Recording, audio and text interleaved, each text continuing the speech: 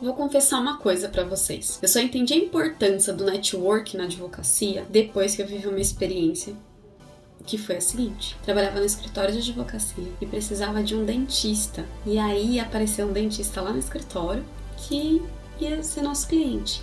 E foi muito bacana. Um tratamento dentário que normalmente pagaria uns 20 mil reais, fiz por 7. Com parcelamento, com um profissional incrível, e foi maravilhoso. E eu falei, nossa, isso aqui que é network. E aí eu fui entendendo a importância de plantar para depois colher. A gente, quando é jovem advogado, a gente tenta só colher e esquece de plantar. E quando a gente planta, muitas vezes a gente planta errado. Sabe o que é planta errado? Consulta grátis. Ah, mas é que ele vai depois fechar comigo. Ah, é que ele vai saber que eu sou advogado. Ah, aqui um monte de coisa. Tá, aí ele pegou toda a informação com você e foi lá no colega, sabe? E fechou com aquele colega. Acontece. E acontece muito. Ou você gastou um tempão explicando pra ele. E aí você passou os honorários de quanto seria pra realizar aquele trabalho. E falou assim, ele some. Aí você liga pra ele e fala assim, é que eu fechei com o outro ali do lado. Ele vai fazer o mesmo serviço pela metade do preço. Bom, a gente vai enfrentar muito isso. Não só no começo de carreira. Mas no começo de carreira, às vezes, desmotiva. Então, entendam. Cobrar consulta é essencial, é primordial. Mesmo que você cobre um valor que às vezes não está de acordo com o tanto de conhecimento, de estudo, de livros, do tempo que você gastou com aquele cliente, pesquisando, estudando e desenvolvendo teses para ele resolver aquela situação da melhor forma possível e da mais rápida. Então é importante se valorizar. Vale lembrar que a tabela da OAB, aquela tabela que todo mundo no começo acha que nossa, o valor é altíssimo. Não, ela é parâmetro mínimo. Então, por ser parâmetro mínimo, entendam, vocês vão pagar às vezes para trabalhar com parâmetro mínimo. Precisa ser analisado N fatores. Condição do cliente. O cliente não tem condição de pagar honorários? Não tem problema, defensoria pública. Simples. Parcelamento dos honorários. Mas você precisa entender que na hora que você vai precificar os honorários, na hora que você vai fazer uma proposta para o cliente, você precisa analisar todas as vertentes. Quanto tempo vai durar, no mínimo, aquele processo se ele for rápido?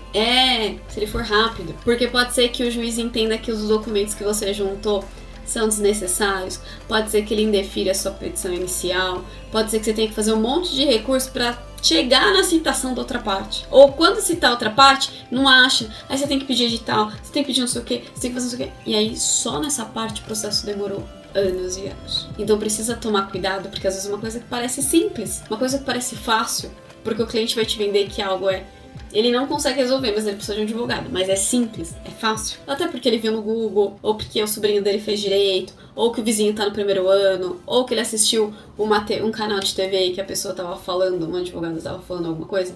Então, precisa tomar esses cuidados. Precisa entender tudo isso. E aí, você precisa sempre pensar para fazer a proposta. Então, uma dica que eu dou para vocês, quando vocês fizerem a reunião com o cliente, conversem, entendam as necessidades daquele cliente, mas principalmente o que ele não falou. Porque às vezes ele fala que ele queria tal coisa, mas na verdade, no íntimo dele, seria uma outra resposta. Muitas vezes, uma questão de dano moral, por exemplo, principalmente em ambiente de trabalho, é porque o chefe, de alguma forma, foi carrasco com ele. E ele se sentiu desprestigiado. Ou porque entrou alguém e era muito melhor que ele lá na empresa e ele acabou sendo dispensado. Então ele tá com dor de cotovelo. São N situações que podem acontecer. E aí, às vezes, o processo judicial para aquela pessoa não vai suprir a necessidade principal. Qual que é a necessidade principal dela? Normalmente o processo ele tem cunho de vingança, de dar o troco. Salvo algumas exceções, o cunho é de dar o troco. Por que a gente entra com um processo de dano moral? Porque alguém nos abalou emocionalmente.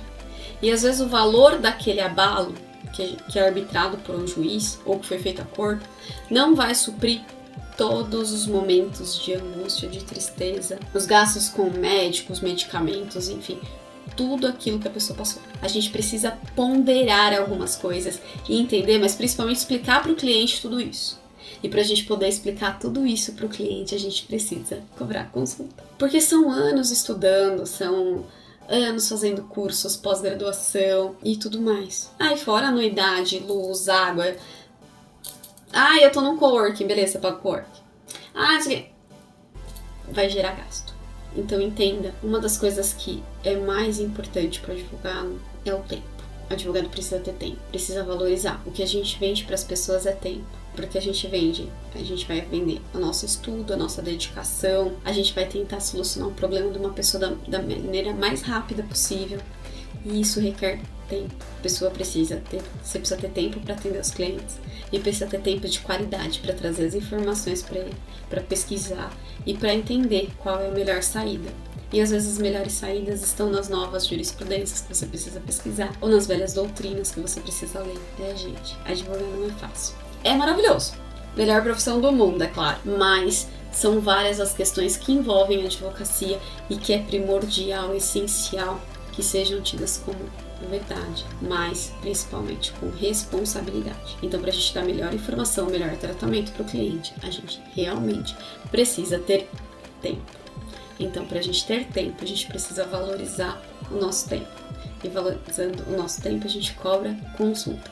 Até porque, imagina você passar o dia inteiro dando consulta grátis. E aí você tá com a agenda inteira de consulta grátis. Apesar de ser contra o código de ética e disciplina, você passou o dia inteiro dando consulta grátis. E aí, quando você viu no WhatsApp um cliente que realmente ia pagar a consulta ou ia fechar um processo com você demorou pra atender. E aí ele já fechou com outro profissional. Nossa, é frustrante, né? É, mas acontece. Jovens advogados. Ou advogados há mais tempo também, que são jovens há mais tempo. Tomem cuidado. Isso é super importante.